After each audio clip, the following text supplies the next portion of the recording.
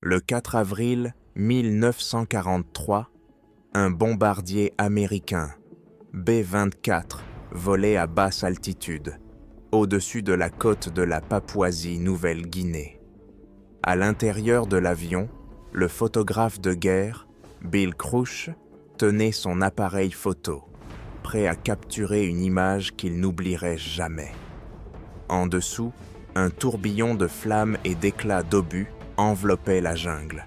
C'était l'enfer vert de Bougainville et les Marines y étaient ceux piégés.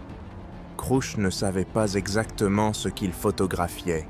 Il a simplement visé et déclenché alors que l'avion tanguait à cause de la fumée ascendante. En développant la photo des semaines plus tard, il verrait une lueur orange. Un char lance-flammes se frayait un chemin à travers les palmiers en feu. Une vision apocalyptique qui marquait le début d'une nouvelle ère dans la guerre du Pacifique. Bougainville était une île clé dans la stratégie alliée pour avancer vers le Japon. La prendre signifiait disposer d'une base depuis laquelle attaquer Rabaul, l'une des forteresses les plus importantes de l'Empire japonais. Mais le terrain était brutal, une jungle dense, une humidité suffocante et un ennemi prêt à mourir plutôt qu'à se rendre. Les Japonais avaient construit des positions défensives souterraines, des bunkers en rondins renforcés et des nids de mitrailleuses impossibles à détecter depuis les airs. Chaque mètre gagné coûtait du sang et, dans ce scénario infernal, les Marines avaient bien besoin de plus que du courage. Ils avaient besoin d'un outil capable de rompre l'impasse. Ainsi naquit le concept du char lance-flammes. Les chars lance-flammes n'étaient pas une nouvelle invention, mais leur adaptation à l'environnement de la jungle de Bougainville fut cruciale. Le premier à être utilisé fut un M3 Stuart, modifié avec un projecteur de flammes à la place du canon principal. Cette arme pouvait projeter une langue de feu à plus de 30 mètres, pénétrant dans les bunkers et nettoyant les tranchées avec une efficacité terrifiante. Les Marines, d'abord sceptiques, comprirent vite sa valeur. Contrairement aux grenades ou aux tirs de fusil, les flammes atteignaient tout, les recoins, les tunnels, les cachettes. Le feu ne tuait pas seulement, il brisait aussi la volonté des défenseurs. L'impact psychologique était aussi puissant que l'impact physique. Lors des premières opérations, les chars lance-flammes furent déployés aux côtés de l'infanterie pour prendre d'assaut des positions fortifiées. La combinaison était létale.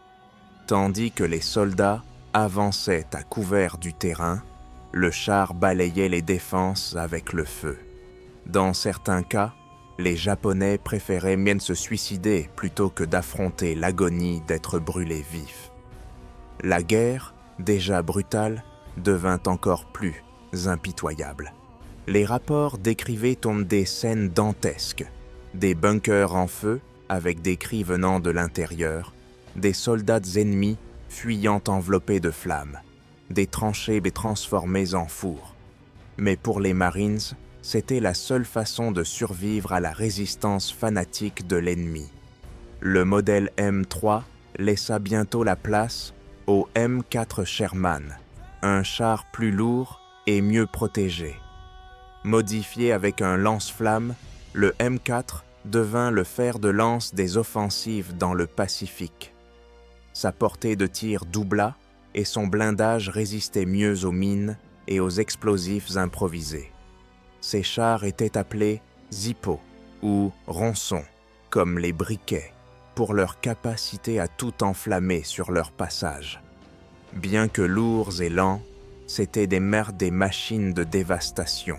Chaque opération était suivie d'un rapport avec la même conclusion. Sans les chars lance-flammes, les pertes américaines auraient été multipliées. C'étaient donc des armes controversées, mais nécessaires. Les Japonais identifièrent rapidement les chars lance-flammes comme des cibles prioritaires.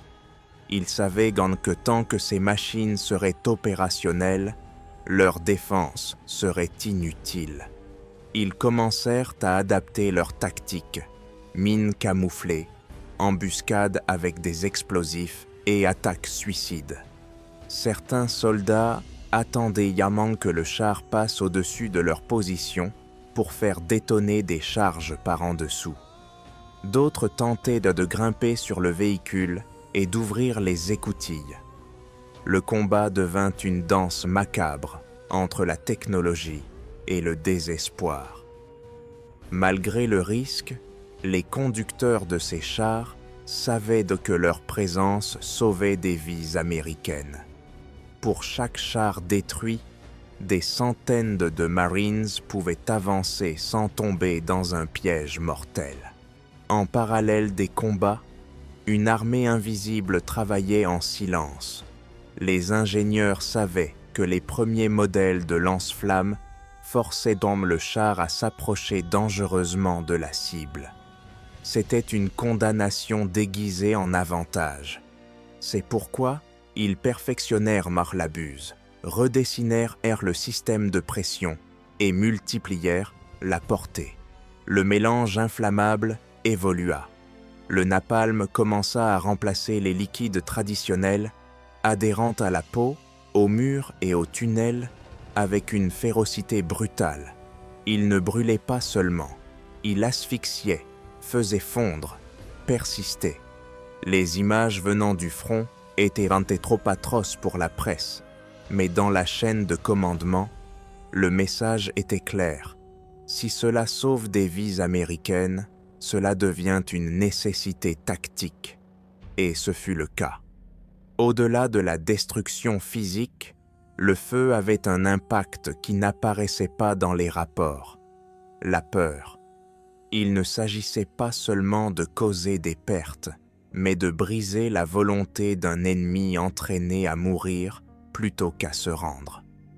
Le rugissement d'un char lance-flamme, le crépitement de sa décharge, suffisait à faire abandonner des positions entières sans combat.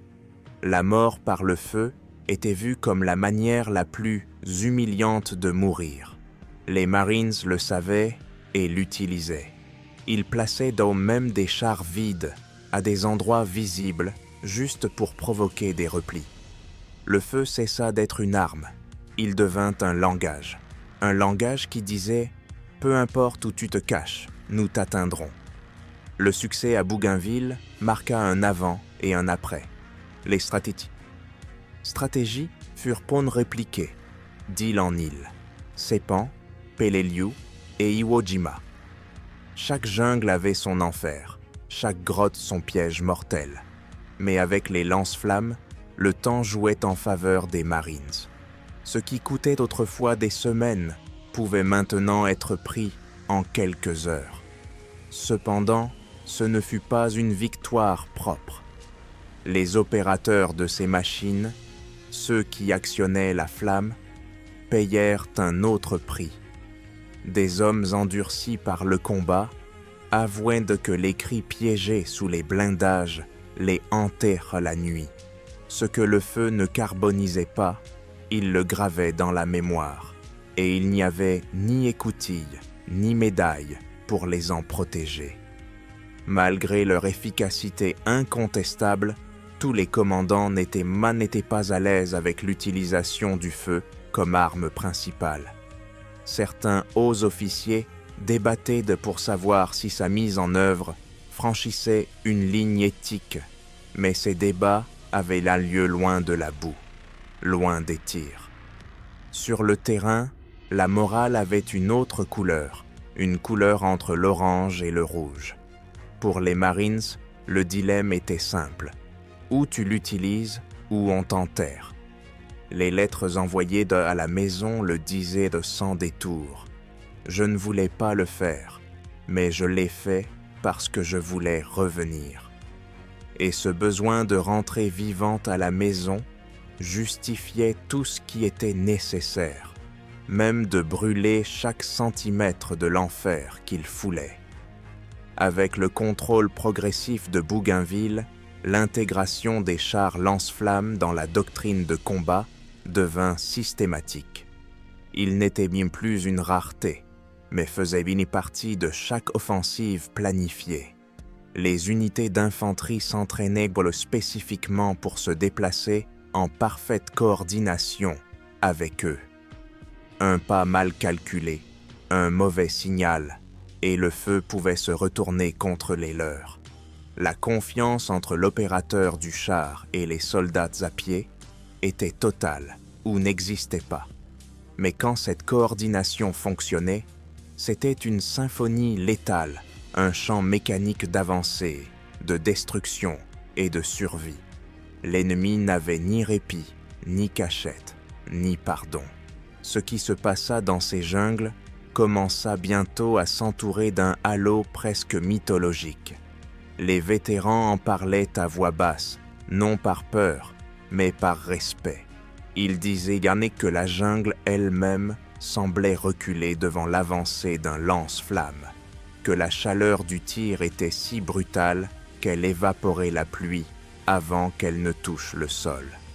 Au milieu du chaos, ce char était un phare d'espoir, un message roulant qui disait « Tu ne mourras pas seul dans cette brousse ». Ce n'était pas seulement un outil tactique, c'était une promesse de soutien, un rappel qu'au milieu de la folie, quelqu'un avait pensé à comment rendre possible la survie à l'enfer. Alors que les opérations s'intensifiaient à Bougainville, les rapports de renseignement parvenaient aux officiers supérieurs, révélant une peur croissante chez l'ennemi. Les prisonniers capturés parlaient terrifiés, du feu des démons, une force qui rendait impossible de tenir des positions, même pour des soldats prêts au sacrifice. Cette peur ne se réduisait pas à la simple mort, c'était pire. L'horreur absolue de se voir piégé, brûler lentement dans des endroits qui semblaient mis sûrs quelques minutes auparavant. Les officiers alliés exploitèrent cette vulnérabilité psychologique, propageant des rumeurs et utilisant des haut-parleurs sur les périmètres pour annoncer l'arrivée des chars lance-flammes, multipliant ainsi leur efficacité sans même tirer une seule goutte de napalm. La guerre se gagnait non seulement avec le feu, mais avec la terreur anticipée de ce feu. Malgré ses succès tactiques, la réalité derrière les victoires était déchirante. Les équipages des chars vivaient sous une pression extrême. L'anxiété avant chaque mission était presque insupportable. Les nuits étaient remplies de cauchemars. Les visages de soldats ennemis calcinés se répétaient encore et encore dans leur esprit. De nombreux opérateurs commencèrent à ressentir des symptômes clairs de stress post-traumatique, bien que ce terme ne soit pas encore utilisé à l'époque. Il n'était pas rare de voir ces soldats marcher en silence, le regard perdu et le visage pâle après chaque combat. Certains ne parvenaient pas à remonter dans le char après une mission particulièrement dure, restant marqués par des images impossibles à effacer. Ils étaient des héros pour leurs camarades, mais en eux habitait une culpabilité silencieuse d'avoir été les instruments de tant de souffrance, aussi justifiée soit-elle. Chaque jour, la guerre montrait son visage le plus sombre. Les Japonais, conscients de la menace, déployèrent des tactiques suicidaires en réponse au feu. De jeunes soldats attendaient, cachés sous terre, chargés d'explosifs, prêts à détonner sous la coque du Sherman dans un dernier acte désespéré. D'autres se jetaient directement sur les chars, tentant d'ouvrir les écoutilles et de lancer des grenades à l'intérieur. Ce type d'attaque, bien que rarement efficace, eut un impact psychologique énorme sur les équipages qui devaient opérer sous une tension constante, surveillant chaque buisson, chaque ombre, chaque petit mouvement de la terre devant eux. Avancer devint un acte de foi aveugle, une épreuve constante de courage sous la menace omniprésente d'une mort soudaine et violente. Les opérateurs savaient que leur survie dépendait autant de la chance que du blindage. L'armée américaine prit note de ces risques croissants et commença à former spécifiquement les équipages de chars lance-flammes à des techniques avancées de défense rapprochée. Des fantassins spécialisés et des tireurs d'élite furent intégrés pour avancer à leur côté, fournissant une couverture supplémentaire et tentant d'empêcher les attaques suicides avant qu'elles ne se produisent. Cette combinaison créa une dynamique différente sur le champ de bataille, où le feu du lance-flamme était coordonné avec une précision chirurgicale, avec des rafales de mitrailleuses et des tirs de fusil. Chaque mouvement était calculé au millimètre près. Les attaques étaient planifiées en séquences exactes, comme des chorégraphies mortelles au milieu du chaos. C'était une guerre technique, méthodique, mais profondément terrifiante dans son exécution. Une symphonie de destruction dirigée par le feu. Tandis que les batailles se poursuivaient, les forces japonaises à Bougainville commencèrent à adopter de nouvelles techniques défensives encore plus extrêmes. Elles construisirent des tunnels plus profonds et plus complexes, des fortifications souterraines pratiquement immunisées contre les bombardements traditionnels. Seul le feu semblait pouvoir les atteindre, mais chaque attaque au lance-flammes impliquait de s'approcher dangereusement de l'ennemi, exposant les équipages à des embuscades mortelles. Plus d'une fois, des équipages entiers furent perdus en avançant avec trop de confiance dans la protection de leur blindage. La stratégie japonaise n'était plus d'arrêter le char, mais de l'attirer, de l'isoler et de le détruire de près. Cette nouvelle tactique multiplia le risque. Les Marines apprirent rapidement à ne jamais sous-estimer l'ennemi, aussi affaibli ou désespéré qu'il puisse paraître. Chaque mètre gagné à Bougainville coûtait plus de sang et de nerfs que jamais. Face à la brutalité du combat, certains officiers commencèrent à se demander s'il y avait des limites à la guerre moderne. Le lance-flammes ne discriminait pas les cibles. Il incendiait les hommes, les bunkers, la végétation. Parfois, dans le feu de l'action, il était impossible de distinguer les alliés des ennemis. La précision était relative. Pour certains soldats, le tir ami devint un cauchemar récurrent. Chaque erreur, chaque mort accidentelle se transformait en un tourment porté en silence. Les débats moraux atteignaient même les hauts commandements, qui, loin du front, réfléchissaient à l'éthique de l'utilisation de ces armes si dévastatrices. Mais à Bougainville, les discussions philosophiques n'avaient guère leur place. Là-bas, la priorité était de survivre, d'avancer et de rentrer vivants à la maison, même si cela impliquait de franchir des lignes morales qui semblaient auparavant infranchissables. Finalement, la bataille de Bougainville commença à entrer dans sa phase finale. Les Japonais, incapables d'arrêter l'avancée américaine, se retirèrent de plus en plus profondément dans la jungle, laissant derrière eux des positions ravagées par le feu. Le paysage se transforma en un cimetière d'arbres calcinés, de ruines fumantes et de tranchées de vide. Pour les Marines, ce fut une victoire amère. Ils avaient gagné, oui, mais au prix de leur innocence et, dans de nombreux cas, de leur santé mentale. Bougainville devint un symbole, un rappel éternel du pouvoir dévastateur de la guerre mécanisée, du prix à payer pour la victoire. Dans les lettres envoyées à la maison, les soldats essayaient d'expliquer l'inexplicable. Ils parlaient de feu, de douleur, de peur, mais aucun mot ne parvenait à décrire véritablement ce qu'ils avaient vécu. L'île enfin sécurisée, les Marines commencèrent à se préparer pour de nouvelles campagnes. Mais quelque chose avait changé pour toujours. Dans leur regard, dans leur façon de tenir leurs armes, dans la manière dont ils se parlaient, on notait une transformation profonde.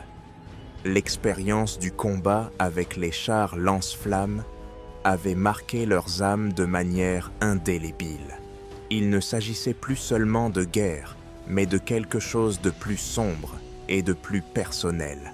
Ils avaient vu ce que le feu faisait. Ils avaient ressenti dans leur chair la terreur absolue d'affronter une force aussi brutale. Et cela, au-delà de toute victoire tactique, était quelque chose qu'ils porteraient pour le reste de leur vie.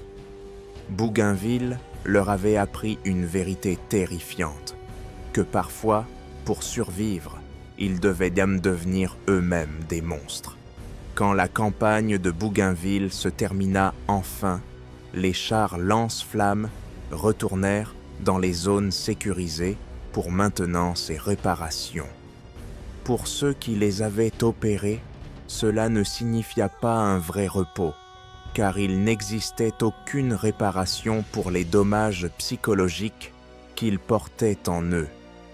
Dans les camps, les soldats tentaient de prendre leur distance avec ce qu'ils avaient vécu, mais les cicatrices internes étaient trop profondes. Certains s'isolaient volontairement, d'autres essayaient d'oublier avec l'alcool ou de longues heures de silence absolu. Chacun gérait les fantômes à sa manière, mais ils avaient tous quelque chose en commun. Ils avaient bien vu jusqu'où la guerre moderne pouvait aller. Ils avaient bien ressenti l'horreur qu'ils avaient eux-mêmes déchaînée et devaient maintenant vivre avec. C'étaient des héros, oui, mais des héros qui ne seraient plus jamais les mêmes. Pour le haut commandement américain, la bataille fut classée comme un succès retentissant du point de vue stratégique. Les positions japonaises, autrefois considérées comme impénétrables, furent anéanties en un temps record grâce à la combinaison létale de chars lance-flammes et de troupes d'infanterie hautement entraînées. Les rapports officiels soulignaient l'efficacité. Les cartes montraient des territoires conquis, des lignes qui avançaient sans cesse. Mais derrière ces rapports, en petits caractères, se trouvaient les chiffres des pertes psychologiques, des pertes humaines et des coûts personnels qui ne pouvaient être mesurés avec exactitude. Pour les généraux, ce n'était qu'une victoire de plus sur l'échiquier stratégique de la guerre. Pour les hommes qui y étaient, ce fut le chapitre le plus sombre et le plus terrifiant de leur vie. Un chapitre qu'ils ne pourraient jamais effacer. Avec le temps, l'héritage de Bougainville a transcendé l'histoire militaire. Il était devenu un symbole, un rappel éternel de jusqu'où l'être humain peut aller en temps de guerre. Les chars lance-flammes, machines impersonnelles dans les manuels scolaires, se sont transformés en icônes de l'horreur et de l'efficacité. De nombreux vétérans, dans leurs dernières années, sont retournés à Bougainville en quête d'une forme de rédemption ou de clôture. Ils n'ont trouvé que des jungles tranquilles et silencieuses, maintenant couvertes d'une nouvelle végétation qui effaçait lentement les cicatrices des flammes. Cependant, pour eux, ces cicatrices ne guériraient jamais complètement. Bougainville n'avait pas seulement transformé une île, elle avait profondément transformé ceux qui y avaient survécu. Ils avaient vu et fait des choses qui les accompagneraient jusqu'au dernier jour de leur vie, leur rappelant que même s'ils avaient survécu à l'enfer, le prix de cette survie était une partie ineffaçable de leur âme.